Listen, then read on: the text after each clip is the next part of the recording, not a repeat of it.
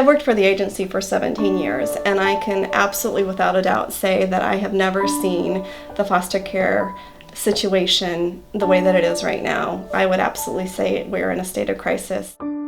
We have a chronic need in this community right now for foster homes. Our hotline list on the weekends, we have maybe 5 homes, and maybe of those 5 homes we have a placement for each age group, but not for siblings that can be placed together. Oftentimes children are removed in the middle of the night, and so the hotline workers have to call for emergency placements at midnight or 2 in the morning or 3 in the morning. Because of the shortage and the lack of appropriate homes, we are oftentimes putting children in homes that are not the best suited for them.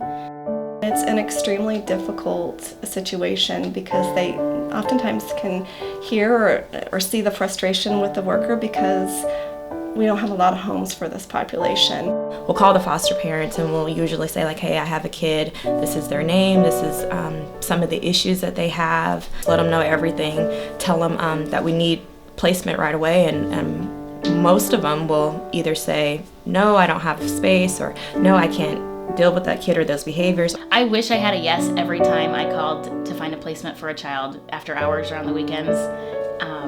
That would make my job so much easier, as well as providing a quicker transition for kids that need something stable really soon after removal. Unfortunately, it takes numerous phone calls and sometimes hours to find a placement for a child.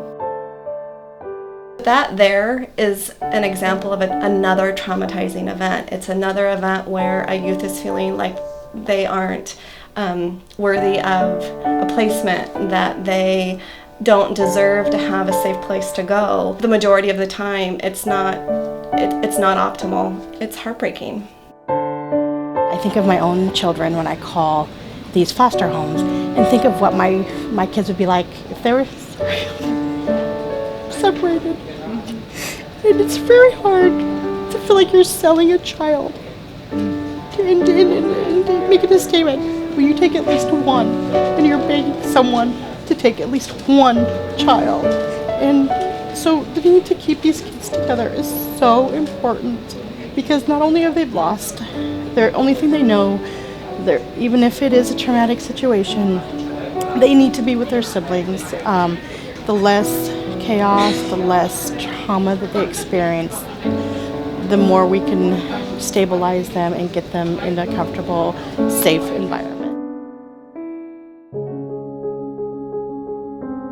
What a fantastic opportunity that the agency has to work with a great community like Embrace Oregon to help us get more foster parents. We are in dire need of more foster parents. Foster parents don't have to commit to the long term. They can commit to being emergency placements. It's a short-term opportunity for you to really care for and love kids that are experiencing trauma and neglect. A lot of these kids want foster parents who, like I said, will just take the time to get to know them, take the time to understand them, take the time to interact with them, sitting down watching a movie. A lot of that little things that we take for granted, these kids crave and would just love. If we had more foster families to choose from, we would be able to provide the right kind of support to both individual kids and sibling groups.